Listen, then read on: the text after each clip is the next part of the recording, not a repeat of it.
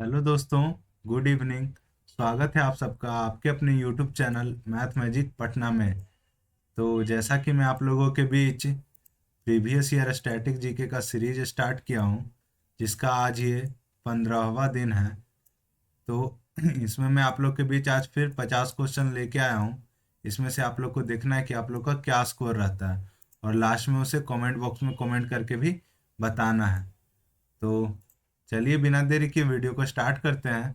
Video को start करने से पहले अगर अभी तक आप हमारे चैनल को सब्सक्राइब नहीं किए हैं तो चैनल को सब्सक्राइब करके बेल आइकन को दबा दीजिए और वीडियो को लाइक कर दीजिए। तो चलिए, पहला क्वेश्चन आप लोग के बीच, लाल मिट्टी की प्रकृति होती है। तो लाल मिट्टी जो होती है वो अम्लीय होती है, जो कि ऑप्शन बी में है। नेक्स्ट क्वेश्चन, डंकन पास निम्न में से किसके मध्य स्थित है। तो जो डंकन पास है वो दक्षिण अंडमान और लघु अंडमान के मध्य स्थित है, यानी कि आपका सही आंसर ऑप्शन बी हो जाएगा। नेक्स्ट क्वेश्चन देखिए क्या है। इस किसने बहुउद्देशीय नदी घाटी परियोजनाओं को आधुनिक भारत का मंदिर कहा था। इसका आंसर बताने से पहले मैं आप लोग को ये बता दूं कि ये अभी जो हाल ही में सीजीएल का एग्जाम हुआ है, जो कि दिसंबर में हुआ है, उसमें किसी शिफ्ट में पूछा गया था। शायद डेट याद नहीं हमको, लेकिन वो मैं उसी सीजीएल से ये क्वेश्चन उठा के लाया हूँ। और ऐसे भी आप लोग को इसका आंसर भी पता होगा कि आधुनिक भारत का मंदिर जो है वो जवाहरलाल नेहरू ने कहा था बहुउद्देशीय नदी घाटी परियोजनाओं को।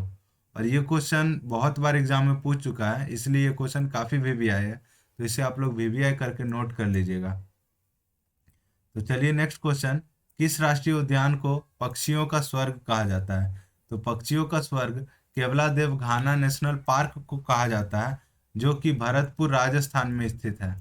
भरतपुर राजस्थान में स्थित है। वहीं जो सुल्तानपुर नेशनल पार्क है ये हरियाणा में स्थित है। सुल्तानपुर नेशनल पार्क हरियाणा में है। रोहिला नेशनल पार्क हिमाचल प्रदेश में है। और जो भगवान महावीर नेशनल पार्क है ये गोवा में स्थित है। तो ये चारों नेशनल पार्क आप लोग नोट कर लीजिएगा, जिसमें पक्षियों का स्वर्ग केवलादेव को कहा जाता है। नेक्स्ट क्वेश्चन, त्रिशूल पर्वत शिखर किस भारतीय राज्य में अवस्थित है।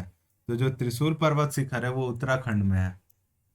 माही सुगंधा निम्न में से किस फसल की प्रजाति है। तो इसका सही आंसर धान हो जाएगा, जो कि ऑप्शन सी में है। बाजार का नियम निम्न में से किसने प्रस्तुत किया था। तो जे बी सेन ने बाजार का नियम प्रस्तुत किया था। किस पंचवर्षीय योजना में भारी उद्योग को प्राथमिकता दी गई थी।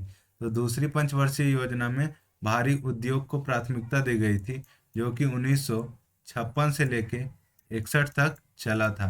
वहीं जो पहली पंचवर्षीय योजना है वो 1951 से 56 के बीच चली थी। तो इसे आप लोग नोट कर लीजिएगा। सर्वप्रथम किस देश में मूल्यवर्धित कर वीएटी लागू किया गया था। तो जो वीएटी मूल्यवर्धित कर है वो सर्वप्रथम फ्रांस में लागू हुआ था। एकमात्र सेंचुअरी कौन सी है जहाँ कश्मीरी महामृग पाए जाते हैं। तो कश्मीरी महामृग दाची ग्राम में पाए जाते हैं, जो कि ऑप्शन ए में है। जीवमंडल सुरक्षित क्षेत्र का उद्देश्य है। तो जो जीवमंडल सुरक्षित क्षेत्र होते हैं उसके उद्देश्य के बारे में पूछ रहा है।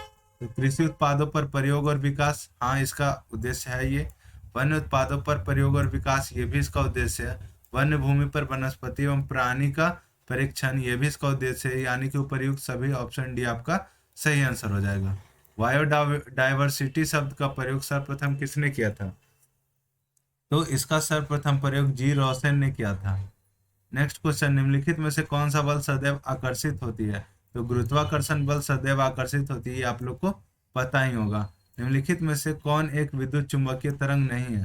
तो विद्युत चुंबकीय तरंग नहीं है ये पूछ रहा है। तो प्रकाश तरंग विद्युत चुंबकीय तरंग है, माइक्रोवेव भी है, रेडियो तरंग भी है। वहीं ध्वनि तरंग विद्युत चुंबकीय तरंग नहीं है, ये अनुदैर्ध्य तरंग है। तो इसे आप लोग नोट कर लीजिएगा। शुष्क क्षेत्र का धनोद, धनोद को क्या कहते हैं, एनोड कहते हैं। किसका बना होता है। तो जो शुष्क क्षेत्र का एनोड है वो कार्बन का बना होता है। हर्षचरित में यमचेटी का उल्लेख मिलता है। यमचेटी होते थे। तो हर्षचरित में जो यमचेटी होते थे उसे क्या कहते हैं ये पूछ रहा है। तो रात्रि में जो पहरा देने वाली स्त्री होती थी उसे हम लोग हर्षचरित में यमचेटी के नाम से जानते हैं। चिदम्बरम का चोल मंदिर किस धार्मिक समूह से संबंधित है। जो चिदम्बरम का चोल मंदिर है वो नयनार से संबंधित है, जो कि ऑप्शन सी में है। किसी विलयन में विलयन की कुल मात्रा तथा उससे मिश्रित विलय की कुल मात्रा का अनुपात क्या कहलाता है। तो उसका अनुपात विलयन की सांद्रता कहलाता है, जो कि ऑप्शन ए है। निलंबन कणों का आकार कितना होता है? तो निलंबन कणों का आकार 10⁻⁵ से लेके 10⁻⁷ सेंटीमीटर के बीच होता है। अम्ल क्रियाशील धातुओं के साथ अभिक्रिया करके निम्नलिखित में से कौन सा गैस उत्पन्न करता है? तो जो अम्ल है वो क्रियाशील धातुओं के साथ अभिक्रिया कर हाइड्रोजन गैस मुक्त करता है, जो कि ऑप्शन ए में है। तो नेक्स्ट क्वेश्चन, निम्नलिखित में से कौन सुमेलित नहीं है? नाभिकीय मॉडल अर्नेस्ट रदरफोर्ड द्वारा दिया गया था, गृहीय मॉडल नील्स बोर के द्वारा, और क्वांटम मॉडल इरविन श्रोडिंगर के द्वारा। तो ये तीनों आप लोग का सही दे रखा है, तो इसका सही आंसर ऑप्शन डी सभी सुमेलित हैं हो जाएगा। नेक्स्ट क्वेश्चन, क्लोरीन अणुओं के बीच कैसा संयोजक बंधन होता है? तो इन अणुओं के बीच जो होता है एकल सहसंयोजन बंधन होता है। अवर सारणी के किस वर्ग के तत्वों को सामूहिक रूप से क्षारीय मृदा धातु कहा जाता है? तो क्षारीय मृदा धातु वर्ग 2 के तत्वों को कहा जाता है। लूनर कास्टिक निम्न में से किसे कहा जाता था? तो जो लूनर कास्टिक है वो सिल्वर नाइट्रेट को कहा जाता था, जो कि ऑप्शन डी में है। निम्नलिखित में से किसका हृदय 4 कक्षीय होता है? तो सर्वप्रथम मानव का हृदय 4 कक्षीय होता है, पक्षी का भी होता है और मगरमच्छ का भी होता है, यानी इनमें से सभी आप लोग का सही आंसर है। निम्नलिखित में से कौन सुमेलित नहीं है? तो कौन सा सुमेलित नहीं है पूछ रहा है। तो अमाशय अम्ल का निर्मोचन करता है, सही है। बड़ी आंत जल का अवशोषण करता है, ये भी सही है। छोटी आंत पचे हुए भोजन का रुधिर वाहिकाओं में अवशोषण करता है, ये भी सही दे रखा है, यानी सही आंसर आपका ऑप्शन डी हो जाएगा। यकृत, यकृत जो है शरीर की सबसे बड़ी ग्रंथि, ये आप लोग को पता ही होगा। तो यहाँ क्या दे रखा है? शरीर की सबसे बड़ी मिश्रित ग्रंथि। तो शरीर की सबसे बड़ी मिश्रित ग्रंथि क्या है? वो अग्नाशय है, ना कि यकृत। तो इसका आंसर सही आंसर ऑप्शन डी हो जाएगा। तो इसे आप लोग नोट कर लीजिए कि सबसे बड़ी मिश्रित ग्रंथि क्या है? अग्नाशय है, और जो यकृत है वो सबसे बड़ी ग्रंथि है सिर्फ। तो यही आपका सही आंसर है। नेक्स्ट क्वेश्चन, मानव शरीर के परिसंचरण तंत्र के किस भाग में ऑक्सीजन रहित रक्त का प्रवाह होता है? तो ऑक्सीजन रहित रक्त का प्रवाह महाशिरा के द्वारा किया जाता है, जो कि ऑप्शन सी है। बाष्पोत्सर्जन के लिए पौधों की निम्नलिखित रचनाओं में कौन जिम्मेदार है? तो बाष्पोत्सर्जन के लिए स्टोमाटा जिम्मेदार होता है, जो कि ऑप्शन डी है। निम्नलिखित में कौन सा जीव परागणकारी है? तो चमगादड़ भी है, पक्षी भी है, मधुमक्खी भी है, तो यानी कि इनमें से सभी आपका सही आंसर है। खानवा का युद्ध बाबर और किसके बीच हुआ था?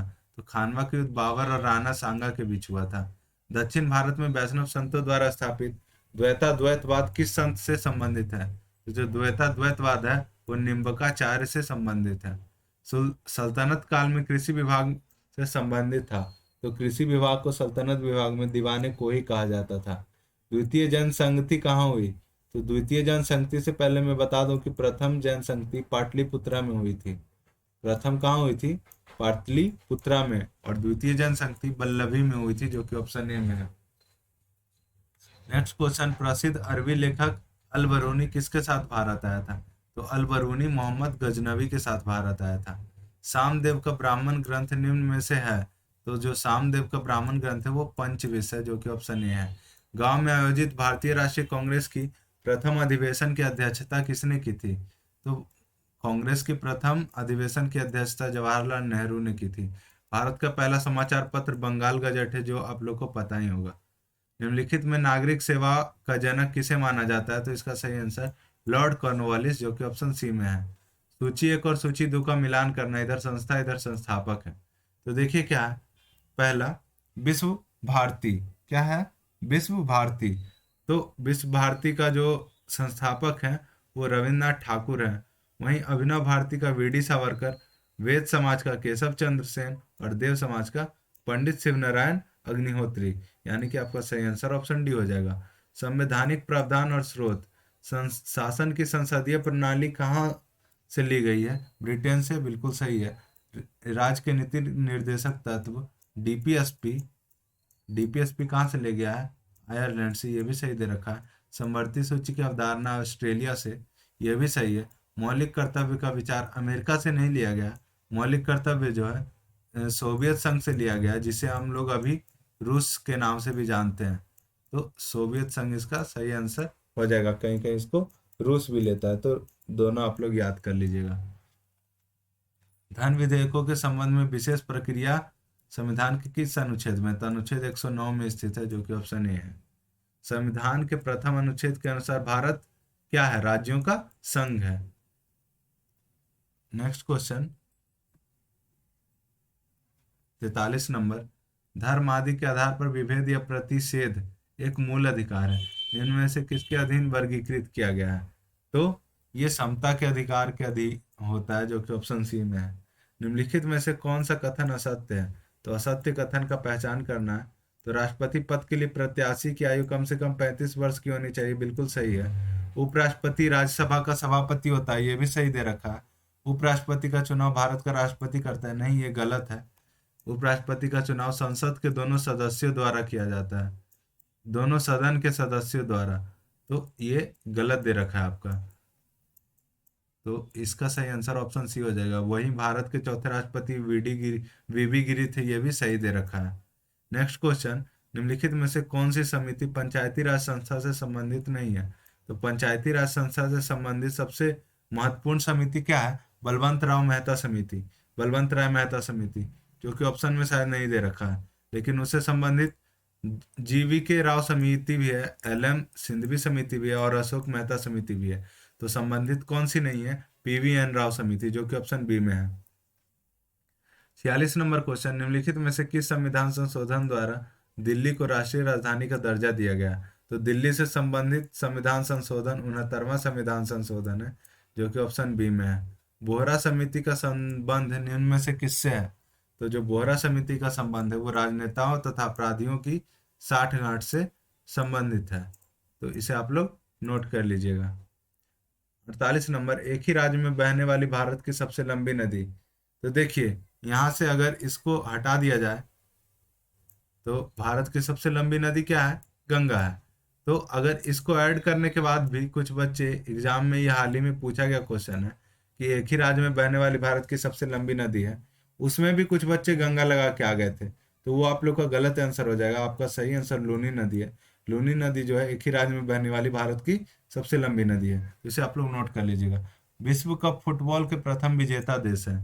तो उससे पहले मैं आप लोग को बता दूं कि प्रथम विश्व कप फुटबॉल 1930 ईस्वी में हुआ था, और उसका जो विजेता था वो उरुग्वे था, जो कि ऑप्शन सी में है। और वो किसे हराकर जीता था? तो अर्जेंटीना को हराकर वो जीता था, जो कि अभी वर्तमान की विजेता है। वर्तमान फीफा वर्ल्ड कप कब हुआ है? 2022 में जो हुआ है वो कहाँ हुआ है? कतर में हुआ है। और उसकी विजेता क्या है? अर्जेंटीना है। किसे हराकर जीती है? फ्रांस को हराकर जीती है। तो ये भी आप लोग याद रखिएगा। और इसका जो कैप्टन था वो लियोनेल मेसी था। कौन था? Lionel Messi. अंतिम और लास्ट क्वेश्चन देखिए आप लोग का क्या है। लास्ट क्वेश्चन करने से पहले अगर अभी तक आप लोग हमारे चैनल को सब्सक्राइब नहीं किए हैं तो चैनल को सब्सक्राइब करके वीडियो को लाइक कर दीजिए। तो चलिए लास्ट क्वेश्चन, निम्नलिखित में से कौन सा ग्रंथ यवनों का भारत पर आक्रमण के विषय में बताता है? तो यवनों का भारत पर आक्रमण के विषय में गार्गी संहिता बताती है, जो कि ऑप्शन सी में स्थित है। तो ये था आज का 50 क्वेश्चन। आशा करता हूँ आप लोग को समझ में आया होगा। तो देखिए, ये आप लोग का आंसर की है। 50 में से आप लोग का क्या स्कोर रहा वो कमेंट बॉक्स में कमेंट करके बताइएगा। और इसका पीडीएफ, क्वेश्चन और आंसर का पीडीएफ टेलीग्राम चैनल पे अपलोड हो चुका है अभी तक।